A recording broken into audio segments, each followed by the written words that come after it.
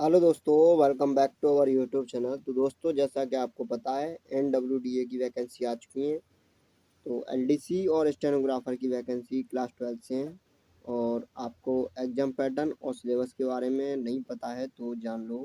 20 question कैसे कैसे पूछे आएंगे, हिंदी और इंग्लिश में से पूछे आएंगे, जिसमें से आप चाहे इंग्लिश के करके आ सकते हो या हिंदी के, वो अपने हिसाब से है, ठीक है।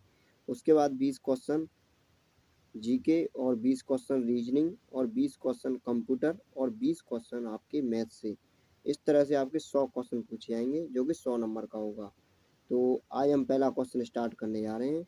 ये प्रीवियस ईयर का प्रैक्टिस सेट है। दो प्रैक्टिस सेट नहीं, प्रीवियस ईयर का पेपर है LDC का, जो कि इसका नहीं है लेकिन इसी के सेम पैटर्न पर है और सेम सिलेबस है, ठीक है। इसमें भी 20 क्वेश्चन हिंदी और इंग्लिश के हैं, जिनमें से एक करना है। और मैथ है, रीजनिंग है और आपका कंप्यूटर है और जीके है, ठीक है। तो आप इसे देख सकते हो। तो पहला क्वेश्चन दिया है, किस शब्द का प्रयोग बहुवचन में होता है। तो मैं ये हिंदी देख रहा हूँ, इंग्लिश ये ऊपर दी गई है, ठीक है। तो हिंदी का पहला क्वेश्चन है, किस शब्द का प्रयोग बहुवचन में होता है। तो बताइए, 4 ऑप्शन दिए। तो किसका प्रयोग होगा बहुवचन में? लोग का होगा।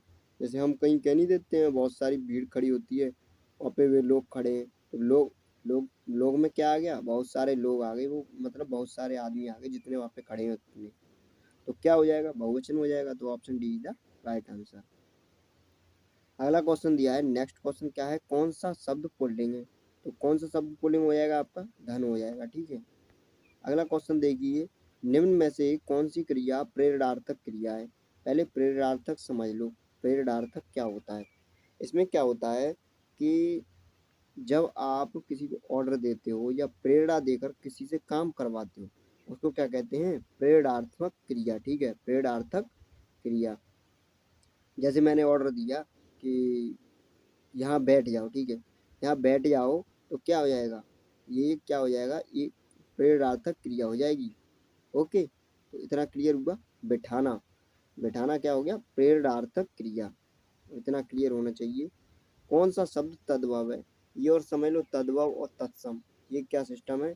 इसमें क्या होता है, तद्भव में देखो शब्द वही रहता है, मतलब अर्थ वही रहता है, लेकिन शब्द चेंज हो जाता है।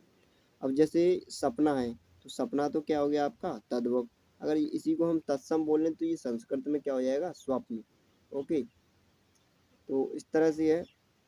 मित्र है, मस्तक है, मत्स्य है, तो इसमें सपना हो जाएगा आपका तद्भव। और तत्सम क्या होता है? जो संस्कृत में यूज किए जाते हैं शब्द, वही इसमें यूज किए जाते हैं हिंदी में, तो उनको कहते हैं हम तत्सम। अच्छा, ये आ गया एक अक्षर, ठीक है। एक शब्द यूज करना है इतने के लिए, जानने की इच्छा। जानने की इच्छा के लिए हमें एक शब्द यूज करना है। तो जो जानने की इच्छा रखता है उसे क्या कहते हैं? जिज्ञासा, ठीक है। जानने की इच्छा रखने वाले को जिज्ञासा, मतलब जानने की इच्छा, इसे क्या कहेंगे? जिज्ञासा, ठीक है। अच्छा, अगला क्वेश्चन दिया आपका, प्रत्येक का संधि विच्छेद कीजिए। तो संधि विच्छेद जानते हो क्या होता है? संधि विच्छेद जब भी हम करते हैं तो जो दो वर्ड बनते हैं, जैसे एक इधर हो गया, एक इधर हो गया, ये शब्द, तो इनका अलग अलग मीनिंग होना चाहिए, इनका अलग अलग अर्थ होना चाहिए, तभी ये संधि विच्छेद सही मानी जाएगी। जैसे प्रत्येक है, तो प्रत्येक का क्या हो जाएगा? प्रत्यधन एक। तो इन दोनों का अर्थ है अलग अलग, ठीक है। जैसे ये तो प्रत्येक हो गया। और भी देख लो, विद्यालय हो गया, विद्यालय, तो क्या हो गया? विद्या धन आलय। ये नहीं कि विद धन आलय, ऐसे कुछ कर दो, ठीक है, ऐसे नहीं। दोनों का अर्थ होना चाहिए। जैसे विद्या, तो विद्या का अर्थ हो गया, आलय, आलय का अर्थ हो गया, ठीक है, इस तरह से। अगला क्वेश्चन दिया 27, अनुकूल का विलोम निम्न में से कौन सा है। तो अनुकूल का विलोम क्या हो जाएगा? प्रतिकूल। ओके, ये तो सबको पता ही होगा। यथाशक्ति में समास कौन सा है? तो अव्ययी भाव समास हो जाएगा। Option B is the right answer. निम्न में से कौन सा तत्सम है? तत्सम मैंने बताया था, जो संस्कृत के वर्ड होते हैं वही इसमें यूज किया जाते हैं। तो गोत्र हो गया, ठीक है। गोत्र कौन सा हो गया? तत्सम वर्ड, ठीक है, तत्सम शब्द। निम्न में से कौन सा शब्दालंकार नहीं है? तो सब अलंकार कितने प्रकार के होते हैं? दो प्रकार के, एक अर्थालंकार, एक शब्दालंकार। अब ये शब्दालंकार कई प्रकार के होते हैं और अर्थालंकार कई प्रकार के होते हैं। तो ये पूछ रहा है कि अर्थालंकार और शब्दालंकार, तो इनमें से ये पूछ रहा है कि शब्दालंकार कौन सा नहीं है। तो देखो, उपमा, उपमा क्या है? शब्दालंकार नहीं है, ठीक है। उपमा शब्दालंकार नहीं है। ये शब्दालंकार है, ये है, ये है, ठीक है। ये अर्थ के आधार पे निकालते हैं इसे, ठीक है। अच्छा, अमृत का पर्यायवाची निम्न में से कौन सा नहीं है? ये भी ध्यान से देखना, क्या कह रहा है? नहीं है। तो अमृत का पर्यायवाची, ये तो आप जानते ही हो, सुधा होता है, पीयूष होता है, अमी होता है, लेकिन कौन सा नहीं है? शशि। शशि, ठीक है, रात्रि। अगला क्वेश्चन दिया है, निम्न में से कौन सा शब्द सर्वनाम है? तो पहले सर्वनाम जान लो, सर्वनाम क्या होता है। संज्ञा तो आप जानती हो, किसी वस्तु, ठीक है, और व्यक्ति आदि के स्थान के नाम को क्या कहते हैं? क्या कहते हैं हम? संज्ञा। तो जो संज्ञा की जगह स्थित होता है, ठीक है, नहीं स्थित नहीं, प्रयुक्त किए जाते हैं, जो संज्ञा की जगह प्रयोग किए जाते हैं, उन्हें हम क्या कहते हैं? सर्वनाम। अब जैसे मैंने बोल दिया, रवि खाना खाने गया, रवि खाना खाने घर गया, तो रवि क्या है? संज्ञा। अब इसकी जगह मैं क्या कर दूं? वह खाना खाने गया, या वह आगरा गया, या वह कहीं गया, तो क्या हो जाएगा? तो ये हो जाएगा आपका क्या? ये हो जाएगा सर्वनाम। ऐसे ही ये आया है कोई, कोई क्या है? सर्वनाम है। चमकीला, सुंदर, नुकीला, ये अलग हो गए, ठीक है, तो ये कोई क्या हो जाएगा? सर्वनाम। आगे चलते अगला क्वेश्चन देखते हैं। तुम तुम्हारे घर चले जाओ वाक्य में अशुद्ध है, एरर पूछी गई है, ठीक है, तो बताइए तुम तुम्हारे घर चले जाओ, इसमें क्या क्या गलत चीज़ दिखाई दे रही है तुम्हें? तो देखो, तुम घर चले जाओ ये तो सही है, तुम घर चले जाओ, तुम्हारे घर ये क्या मतलब है? इसका मतलब है तुम अपने घर चले जाओ, ये ठीक है, लेकिन तुम तुम्हारे घर, ये क्या है? ये ऐसा वाक्य कहीं देखा है तुमने? तो ये एरर है, तुम्हारे नहीं होगा, ठीक है, तो ये क्या है? तुम तुम्हारे घर, तो ये आपका गलत हो जाएगा, ऑप्शन 4। तो ऑप्शन 4 सही हो जाएगा, क्योंकि ये एरर है, ठीक है, तुम्हारे घर।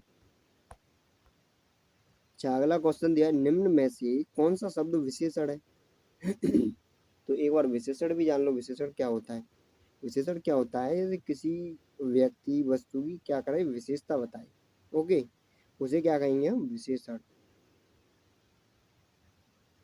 अब जैसे मैंने मान लो कोई वस्तु ले ली, अब मैंने बोला कि वह वस्तु काली है, ठीक है, या छोटी है, या और कोई व्यक्ति ले लो, तो ऐसे में बोलूँ तो वो क्या है? वो उसकी विशेषता ही तो बता रहा हूँ, तो उसे कहेंगे हम विशेषण। जैसे गहरा, अब जैसे कोई मैंने ले लिया कि वह गहरा है, या उभरा हुआ है, ठीक है, या पिचका हुआ है, कोई वस्तु ले ली मैंने, तो वो क्या होगा? ये उसकी विशेषता ही तो बता रहा हूँ, तो ये विशेषण हो जाएगा। ईश्वर क्या है? ईश्वर विशेषण नहीं है। मनुष्य, पहाड़, ये सब अलग है, ठीक है। अभी ये पहाड़, ये होता कि पहाड़ काला है या पहाड़ कठोर है, तो जो कठोर होता वो क्या हो जाता? विशेषण, क्योंकि विशेषता ही तो बता रहा हूँ। अच्छा, आंचल पसारना मुहावरे का अर्थ है, तो आंचल पसारना मुहावरे का अर्थ क्या है? याचना करना, ऑप्शन ए। नीचे दिए गए गद्यांश कॉम्प्रिहेंशन है, आपको ये पढ़ना है, फिर इसके बाद आपको इन सवालों के जवाब देने हैं। तो एक बार पढ़ लीजिए और सवालों के जवाब दीजिए क्या होगा। देखो, पहला क्वेश्चन दिया है, मलिक मोहम्मद जायसी कहाँ के रहने वाले थे? पढ़ते हैं पहली लाइन यहाँ से। देखो, हिंदी में सूफी परम मोहम्मद मोहम्मद है, ये अमेठी के निकट जायस के रहने वाले थे। ये देखो सेकंड लाइन में ये दिया है, ये कहाँ के रहने वाले थे? अमेठी के निकट जायस के। कहाँ के? जायस के। तो ऑप्शन देखो, जायस, ठीक है, option C is the right answer.